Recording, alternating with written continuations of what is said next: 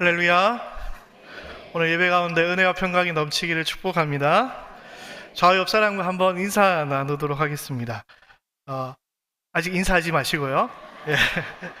행복한 주일 되세요라고 인사할 건데 그냥 인사하면 재미가 없잖아요.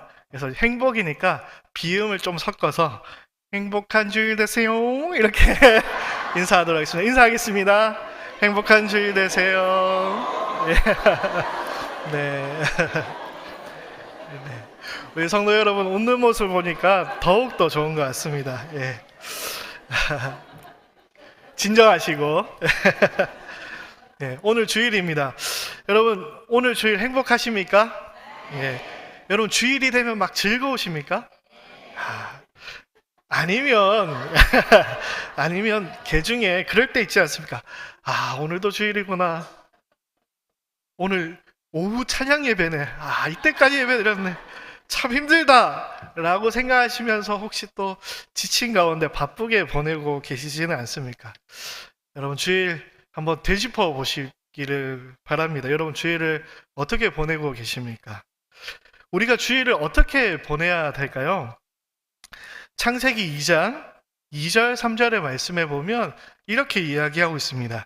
하나님이 그가 하시던 일을 일곱째 날에 마치시니 그가 하시던 모든 일을 그치고 일곱째 날에 안식하시니라. 하나님이 그 일곱째 날을 복되게 하사 거룩하게 하셨으니 이는 하나님이 그 창조하시며 만드시던 모든 일을 마치시고 그날에 안식하셨음이니라. 아멘. 이 본문을 통해서 주일의 세 가지의 특징을 알 수 있습니다. 첫 번째로 주일은 어떤 날이냐면 주일은 거룩한 날인 줄 믿습니다. 그래서 주일은 성수해야 되는 거죠.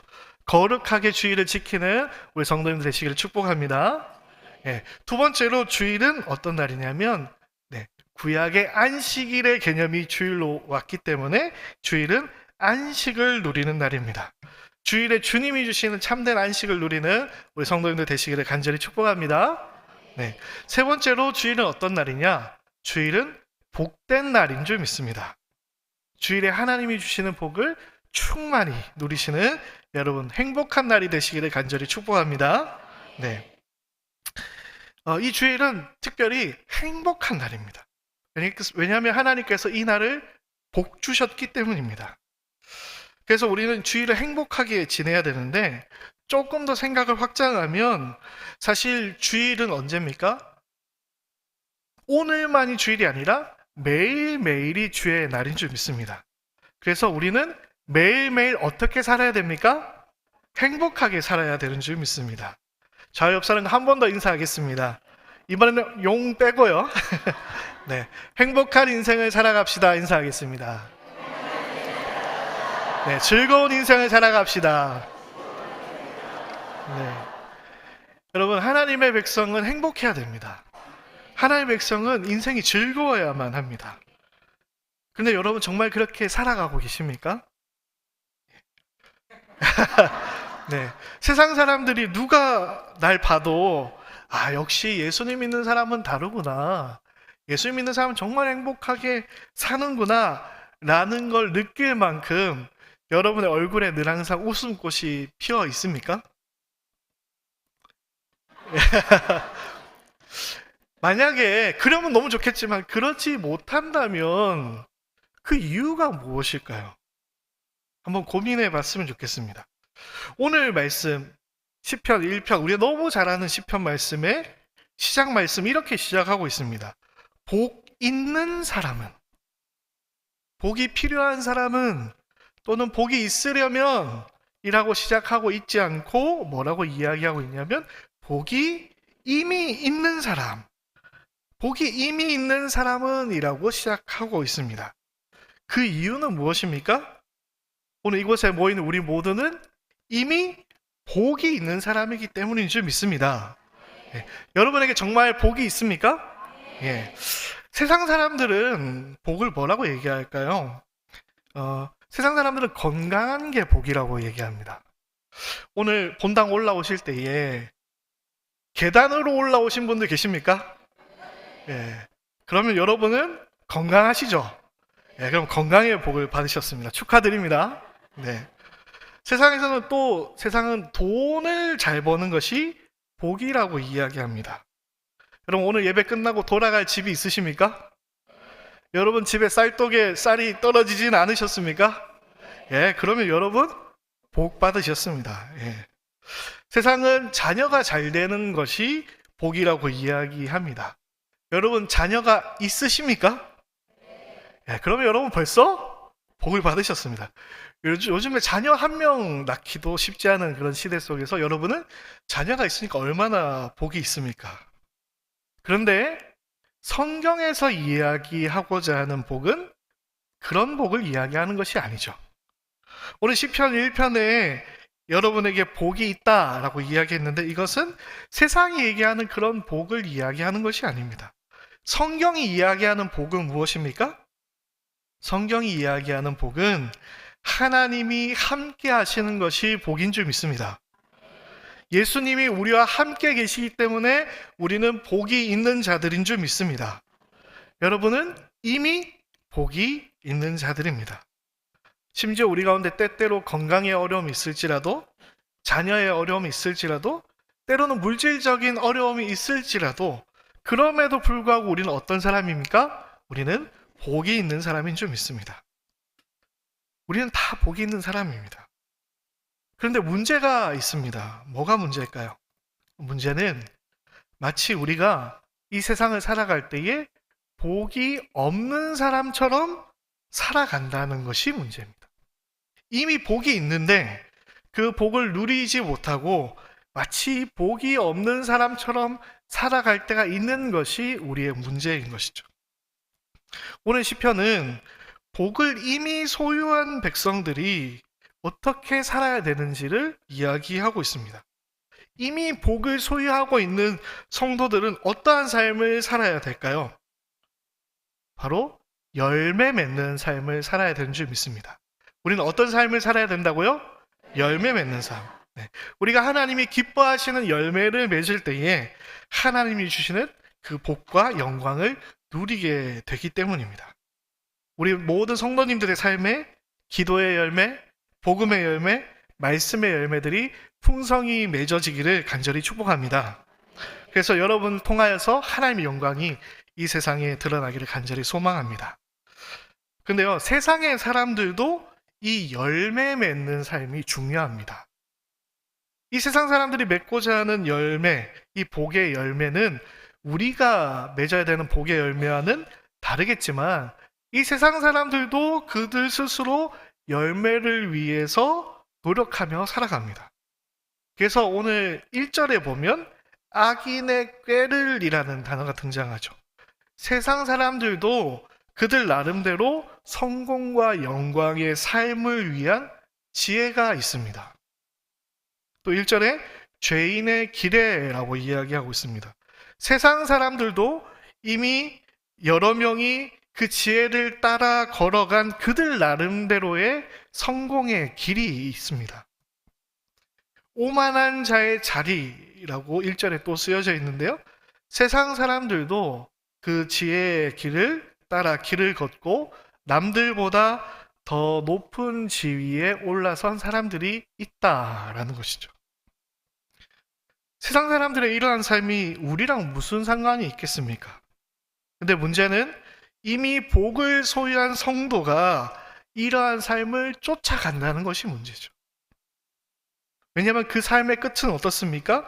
5절 말씀에 보니까 심판을 견디지 못하며 6절에는 결국 망하게 되는 길이기 때문에 하나님의 백성은 그 길로 가서는 안 되는 것이죠.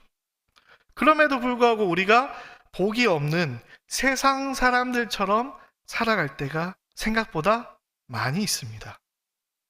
왜 우리는 복이 없는 사람들의 삶을 따라 살아갈 때가 있는 것일까요? 첫 번째로 그 이유는 우리가 열매 맺는 그때를 우리가 알지 못하기 때문입니다. 3절 말씀을 같이 한번 읽도록 하겠습니다. 3절 말씀 읽겠습니다. 시작. 그는 시냇가에 심은 나무가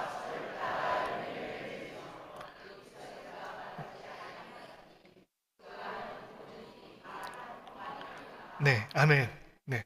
우리는 언제 열매를 맺습니까? 언제 열매를 맺죠? 철을 따라 열매를 맺습니다. 때가 되어서야 열매를 맺게 된다라는 의미인 거죠. 하나님이 정하신 때가 되어야 우리는 열매를 맺게 되는 것입니다. 우리의 삶 가운데는 하나님이 기뻐하신 열매가 반드시 열리는 줄 믿습니다. 반드시 맺혀지는 줄 믿습니다. 여러분에게 하나님이 주신 소원, 또 하나님이 주신 사명, 그 열매들은 반드시 열매를 맺게 되어져 있습니다. 근데 문제는 그 열매가 맺어지는 시기, 그때를 우리가 알지 못한다라는 것이죠. 그래서 그 시기를 기다리다 보면 우리의 마음 가운데 답답함이나 불안한 마음들이 찾아오게 됩니다. 반드시 열매가 맺어진다라는 확신보다는 정말 맺어질까? 라는 의심이 찾아오게 되는 것이죠. 그래서 이 의심이 커지다 보면 하나님의 때를 기다리는 것이 아니라 내가 뭐라도 해봐야 되는 거 아닌가? 라는 생각에 이르게 되는 거죠. 하나님 의지하는 거 말고 내가 뭔가를 해봐야 되겠다라는 생각을 하게 되는 것입니다. 때가 언제인지 알지 못하는데 기다린다, 가만히 기다린다 라는 것은 결코 쉬운 일은 아닙니다. 제가 다른 교회에서 사역할 때 목사님의 수행 비서로 있었던 적이 있었습니다. 그래서 목사님이 참 일정이 많이 바쁘신 분이셨는데 그 목사님의 차를 제가 운전해서 인도해 드리는 그런 역할을 했었던 적이 있습니다. 한때 운전을 해서 목사님 모셔다 드리는데 목사님께서 그러시는 거예요. 길에 잠깐 차 세우고 잠깐만 기다리고 있어. 내가 금방 갔다가 나올 테니까 어디 딴 데 가지 말고 여기 기다리고 있어야 돼 라고 이야기하시고 목사님께서 가셨습니다. 근데요, 언제 오신다는 얘기는 안 했어요. 금방 오시겠다라고 얘기했습니다. 근데 길가에 차를 마냥 세울 수는 없지 않습니까? 목사님 차인데 그 주차 딱지 이런 거 붙으면 어떡합니까? 마음에 막 불안한 거예요. 언제 오실지는 모르겠고 금방 오신다고 했는데 시계를 봤는데 금방 안 오시는 거예요. 그래서 어떻게 할까 막 고민하다가 이거 차 그냥 계속 세우면 이거 큰일 나겠다. 차를 얼른 딴 데 주차하고 목사님 모시러 가야겠다 라고 생각하고 얼른 차를 주차하고 목사님 들어가신 건물로 들어간 거예요. 근데 어떻게 됐을까요? 길이 엇갈리게 된 겁니다. 안 그래도 목사님 지금 시간이 너무 바빠가지고 지금 1분 1초가 중요한데 엇갈렸어요. 목사님은 저를 찾고 저는 목사님을 찾고 제가 끝나고 혼났을까요? 안 혼났을까요? 혼나도 싸죠. 왜냐면 목사님 뭐라고 했습니까? 기다리라고 했잖아요. 근데 그 잠깐 못 기다리고 움직였기 때문에 이런 일이 생기게 된 거죠. 우리가 때를 알지 못하고 기다린다는 게 참 쉽지는 않은 거죠. 그냥 믿고 기다리면 참 좋을 텐데 그것을 믿지 못하고 엉뚱한 일을 할 때가 우리 가운데 많이 있습니다. 그래서 마치 복이 없는 사람처럼 행동할 때가 우리 가운데 많이 있는 것이죠. 그렇기 때문에 여러분은 이미 복을 소유한 자라는 사실을 여러분 잊지 마시기를 축복합니다. 복 있는 사람에게는 반드시 어떤 때가 있다고요? 결실의 때, 열매 맺는 때가 기다리고 있습니다. 그때를 믿음으로, 흔들리지 않는 믿음으로 기다리시는 여러분 되시기를 간절히 축복합니다. 둘째로 우리가 왜 복이 없는 사람처럼 살아갈까요? 그 이유는 고난이 있기 때문입니다. 우리의 인생 가운데 무엇이 있다고요? 고난이 있기 때문입니다. 3절 말씀에 다시 한번 제가 읽겠습니다. 그는 시냇가에 심은 나무가 철을 따라 열매를 맺으며 그 잎사귀가 마르지 아니함 같으니 그가 하는 모든 일이 다 형통하리로다.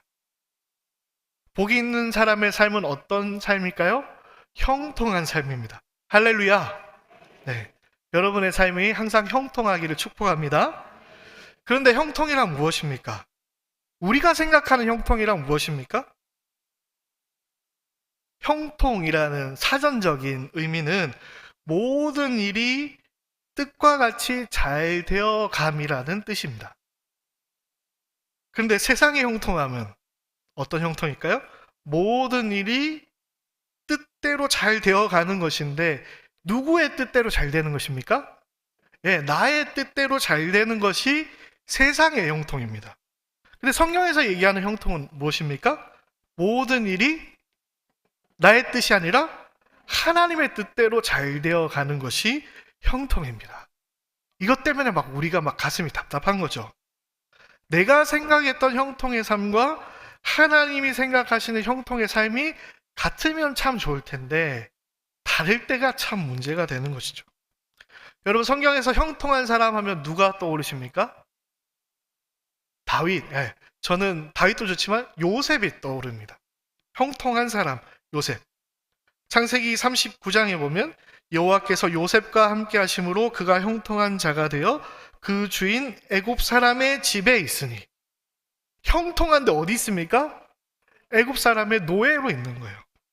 23절에 간수장은 그의 손에 맡긴 것이 무엇이든지 살펴보지 아니하였으니 이는 여호와께서 요셉과 함께 하심이라. 여호와께서 그를 범사에 형통하게 하셨더라. 형통한데 어디에 있습니까? 감옥에 있습니다. 요셉의 형통은 아버지의 사랑받던 그 집에서 쫓겨나서 형들에게 죽임당할 뻔하고 애굽의 노예로 팔려가고 성추행범으로 누명을 써서 감옥까지 가는 것이 형통이었습니다. 그 고난과 시련의 장소에 놓으시는 것이 하나님의 형통이었다는 것이죠. 오늘 시편에서 복 있는 사람은 그 복 있는 사람의 삶의 환경, 우리가 복 있는 사람으로 이 세상에서 살아갈 때 우리의 주어지는 환경을 가장 잘 설명해 주는 문구가 있습니다. 그것은 바로 3절에 있는 시냇가에 심은 나무입니다. 우리는 어떤 나무냐면 시냇가에 심은 나무입니다. 이 평화롭고 행복해 보이는 표현에 사실 숨겨진 의미가 있습니다. 그것이 바로 고난입니다. 여러분, 시냇가에는 나무들이 참 많이 있습니다. 네, 시내에 가면 참 나무들이 있어서 저는 그것들을 바라보면서 산책할 때 참 좋다라는 생각을 할 때가 있는데, 그렇게 산책하다 보면 가끔 이런 생각을 해볼 때가 있어요.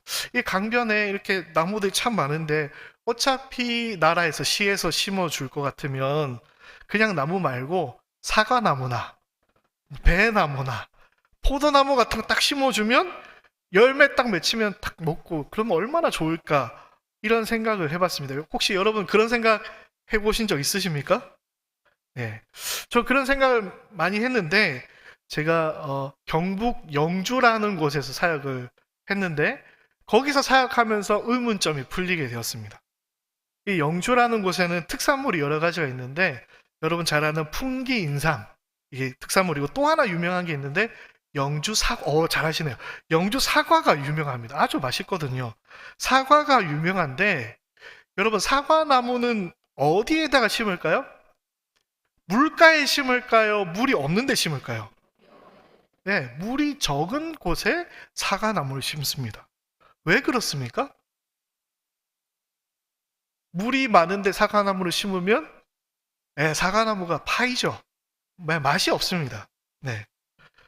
물이 많이 있으면 열매가 맛이 없기 때문에 열매 맺는 나무는 어디에 심지 않는다고요? 네, 시냇가에 심지 않습니다. 그런데 오늘 시편에서는 어째서인지 열매 맺는 나무인데 어디에 심었습니까? 시냇가에 심었습니다. 여러 신학자들은 이 시내가 자연적인 시내가 아니라 인공적으로 만들어진 시내라고 추측하기도 합니다.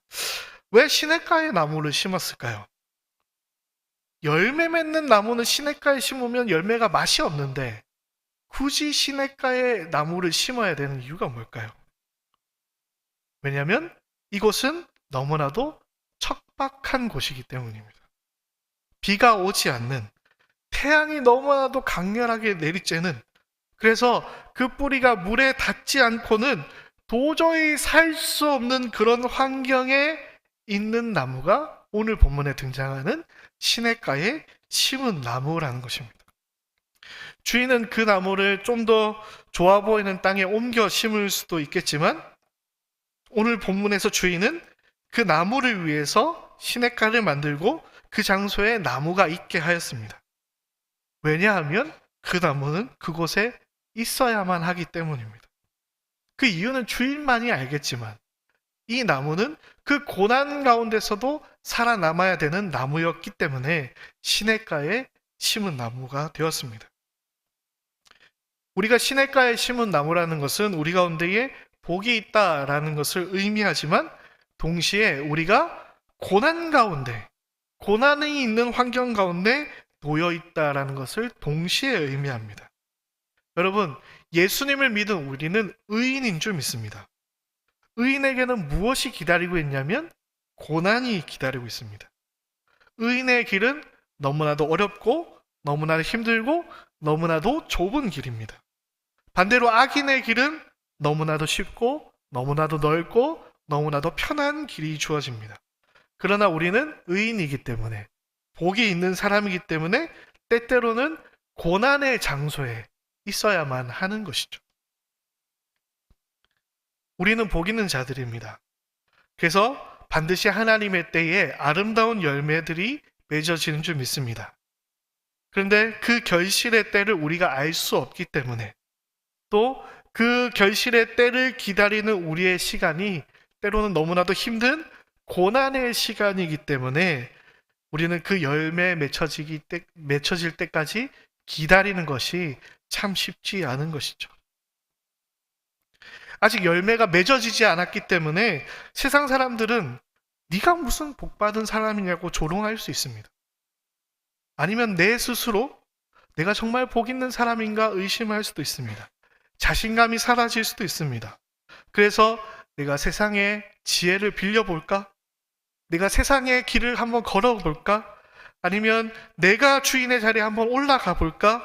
라는 생각을 할 수도 있는 것이죠. 그러한 때에, 그런 유혹 가운데 넘어질 때에 우리는 무엇을 해야 하겠습니까? 시냇가에 심은 나무가 그 고난의 시기, 열매가 맺어질 때까지 기다리는 그 고난의 시기를 견뎌낼 수 있는 유일한 방법은 무엇일까요? 그 고난을 이겨낼 수 있는 유일한 방법은 그 뿌리가 늘 어디에 닿아 있는 것입니까? 물에, 시냇가에 닿아 있는 것입니다. 그 뿌리가 늘 물에 닿아 있다는 것은 어떤 삶을 이야기합니까?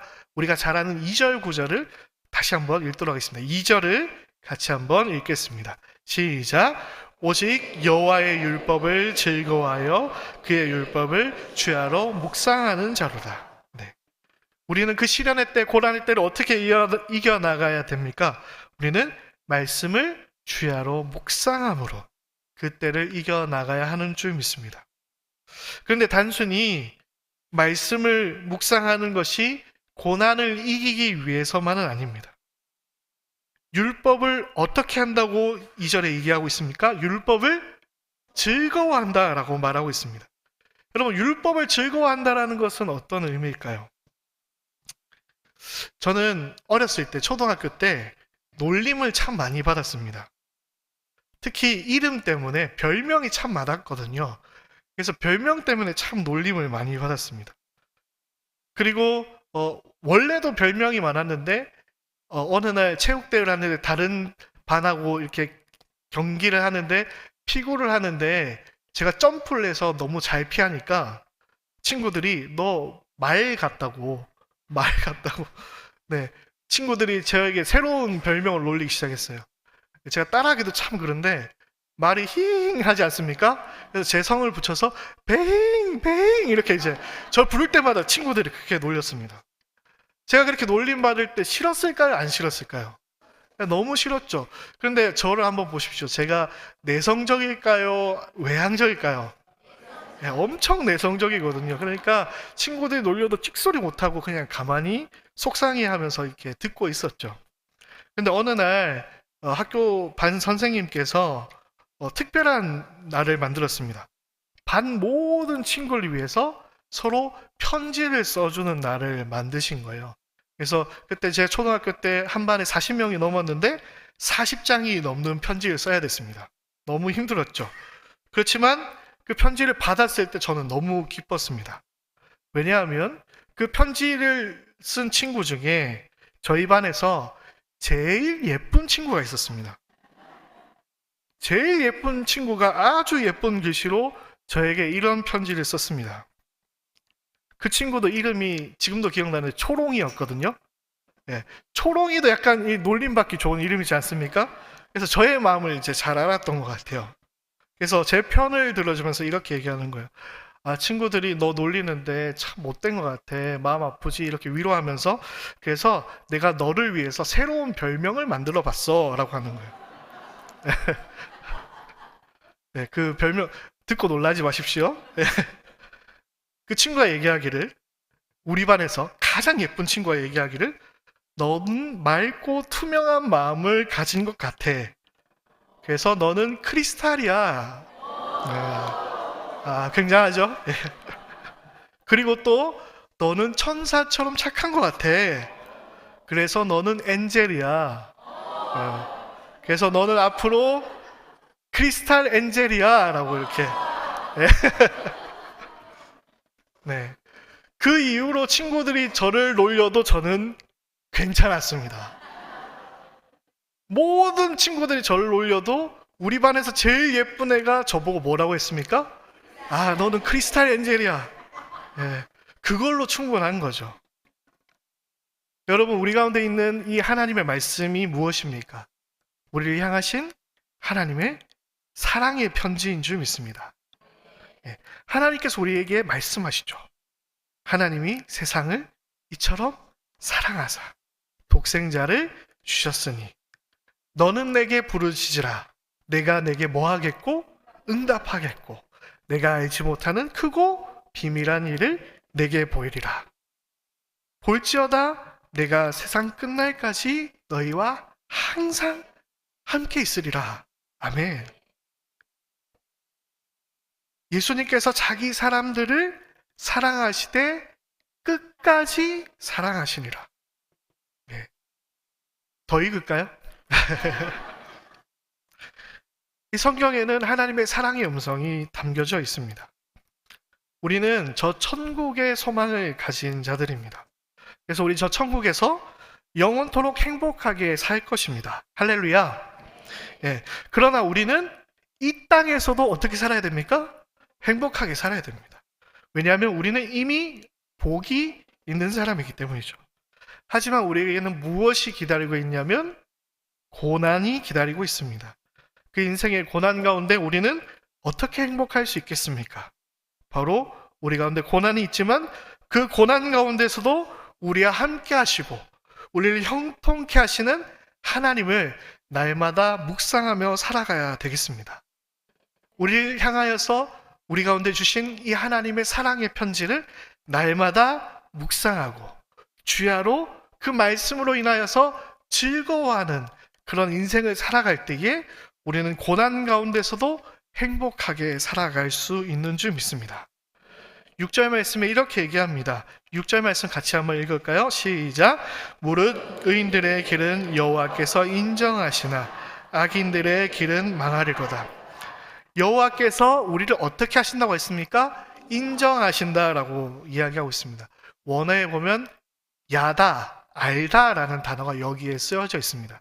여기 야다라는 것은 내가 다 안다라는 것입니다. 우리의 고통을 하나님께서 다 안다. 그리고 이 야다라는 말은 내가 관심을 가지고 지켜보고 있다라는 의미입니다.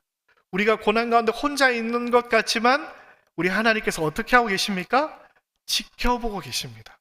우리를 보호하고 계신다라는 사실을 늘 항상 기억하시고 늘 항상 묵상하시고 고난 가운데서도 즐거워하는 행복한 인생을 살아갈 수 있는 우리 모든 성도님 되시기를 간절히 축복합니다.